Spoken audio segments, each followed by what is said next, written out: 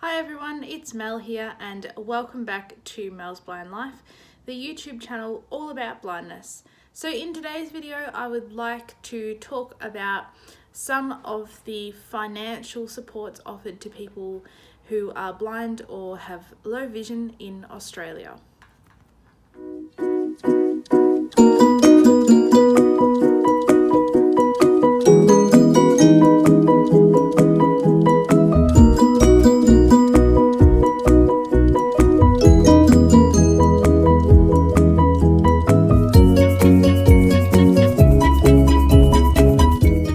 Hi, this is Mel Stevens. Welcome back to Mel's Blind Life, the YouTube channel all about blindness. Before I get started, I've just got a massive kind of disclaimer, I suppose. I'm not in any way 110% knowledgeable about these supports. I'm only going to be talking about the ones I either use or know about. I don't have any affiliation with any of the sort of companies or businesses offering these supports. I'm just doing this as a kind of general knowledge thing about support for people who are blind or have low vision in Australia.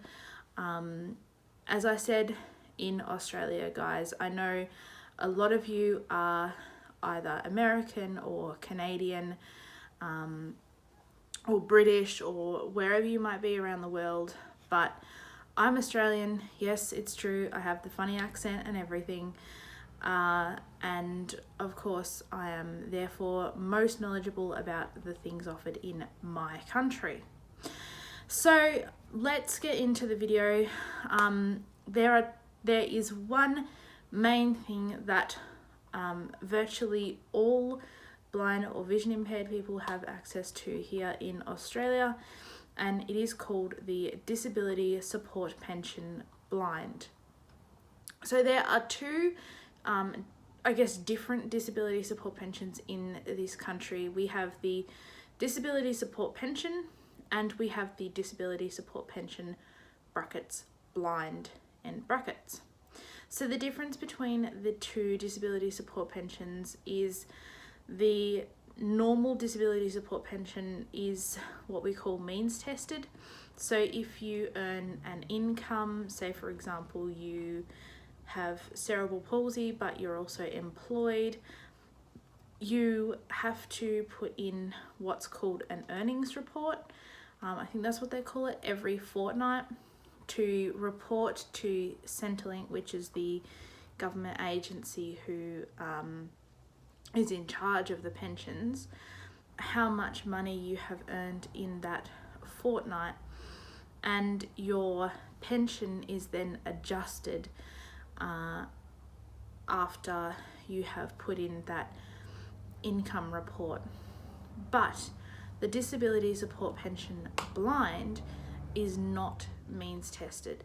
This essentially means that for any person who is blind or has low vision, legally blind, which I will do a video on sometime in the future talking about what is the difference between like legally blind and just having low vision. So someone who is legally blind will be on a disability support pension blind, and these people will not be means tested for the income received from their disability support pension. So what this means is they will be able to work and still receive the exact same amount of money from their disability support pension, no matter how much money they earn or don't earn in employment. So you could have a full-time job earning say $40,000, $50,000, $60,000, $70,000 a year, but you would still gain the disability support pension blind.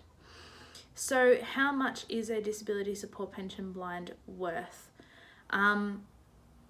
For a single person living on their own, it is approximately $950 a fortnight. It is slightly less for people who are in a domestic relationship, be it married or living together or whatever. I'm not exactly sure how much that is, but I think it's about $600 to $700 per fortnight. The other thing about the disability support pension is, when do you get it? So the disability support pension blind can be applied for at the age of 16 years. In Australia, most children can work from, I think it's 14 years and 9 months. So a lot of children, teenagers, would be beginning to look for work at somewhere like Macca's or Coles or Woolworths, or someone like that, around the age of 16. So that is also when a child who is blind or has low vision can apply for their pension. Now, when do you end getting the pension, I guess, would be another really big question that someone would have. So basically, you don't cease to get the pension unless for some reason medically you are no longer legally blind, which, I mean, I don't know, I've never heard of that happening, but I suppose it can happen with medical treatment advancing the way it is at the moment.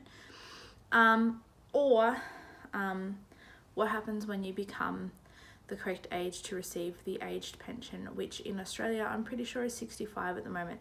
So when you turn 65 in Australia, you qualify for the age pension, which is actually less than the disability support pension blind. And basically, a blind or vision impaired person who turns 65 just has to lodge a piece of paperwork to say that they don't want to swap over to the age pension, so they would stay on the blind pension, which, as I said, is more. So what advantages does the blind pension give you?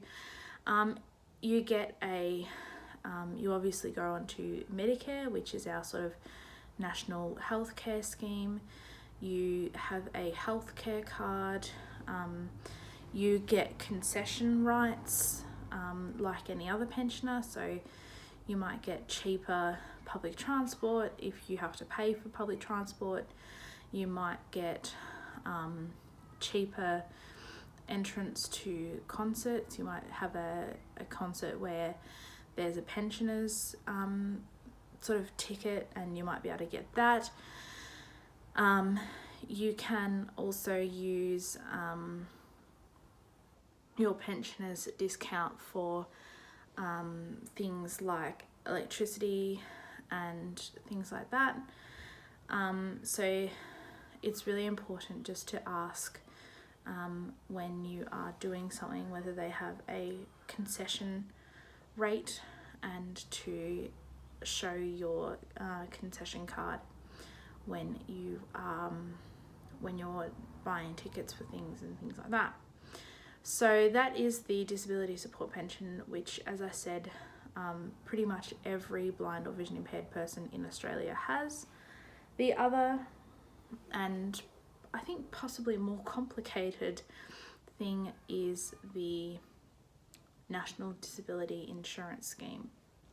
If you like, I will do a video purely on the National Disability Insurance Scheme, or NDIS, into the future. But the National Disability Insurance Scheme is a funding scheme, once again by the Australian government, to support people who have all different ranges of disabilities to get the services and supports that they require to make their lives, to be able to live their lives to the fullest, even though they have got a significant disability. So anything that a person requires owing to their disability that they wouldn't require if they didn't have their disability, they can get funded under the NDIS. So say, for example, if you are a blind person, you can receive funding for someone to clean your backyard, you know, do your mowing and things like that.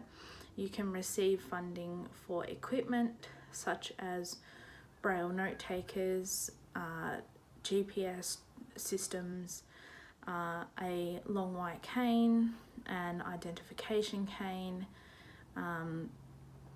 any kind of modifications to your computer. Say you need speech to text, screen reading software, you can apply to have that funded under the NDIS.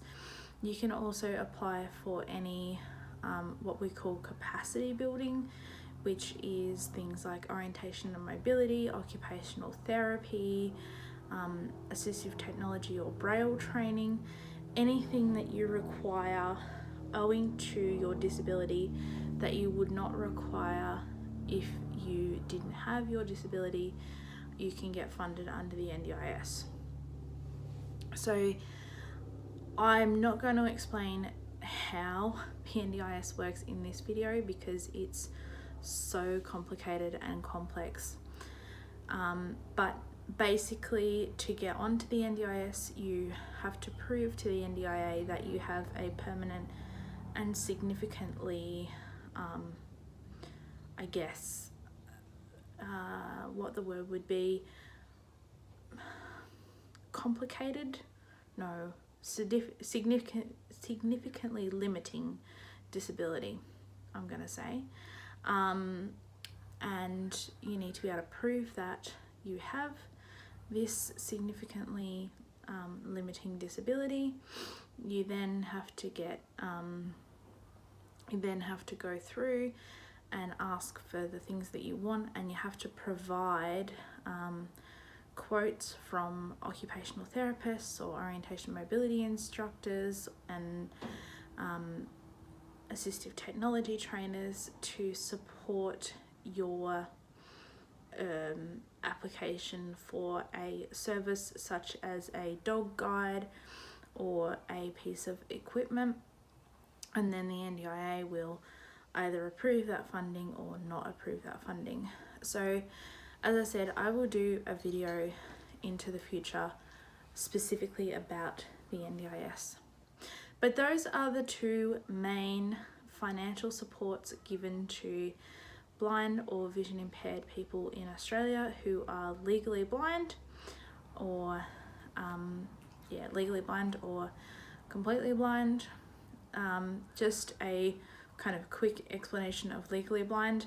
Here in Australia, legally blind is considered to have less than 6/60 vision with a visual field of, I think it's less than 10 degrees. So that is those two supports. Let me know in the comment section down below if you've got any questions, if you didn't think I explained any of this very well. As I said, guys, I'm not an expert on either of these things. I just am talking from my personal experience dealing with these two systems. So as I said, let me know in the comments down below if you've got any questions, or share your experience with either Centrelink or the NDIA. Let's try not to get too personal about it. Let's just, you know, be nice about it in the comments section, and we will just be polite about it. And I know that these things can be really difficult, but you know, just if you've had a really great experience, please let me know in the comment section down below. If you've learned anything from this video, also let me know. If you're from a different country and you want to share how your country manages these kinds of things, also let me know in the comments down below, and I will see you guys in the next video. Thanks for watching. Bye for now. So before I get started, just what do you want?